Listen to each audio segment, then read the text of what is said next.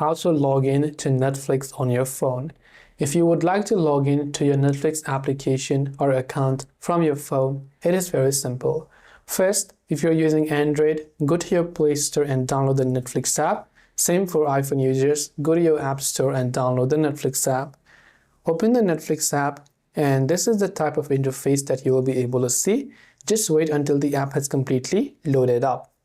Once done, if you do not have an account, at the bottom you can see the Get Started button, so you can create an account and subscribe to Netflix.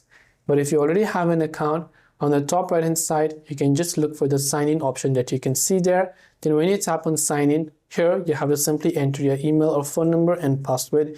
You can also sign in using a sign in code, or you can tap on forgot password if you forgot your password.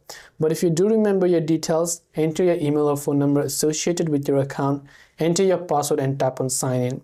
Now when you tap on sign in, there might be multiple different profiles to choose from. Select a profile. If there is a pin, enter the pin for that profile and you'll be able to sign in or log into Netflix on your phone.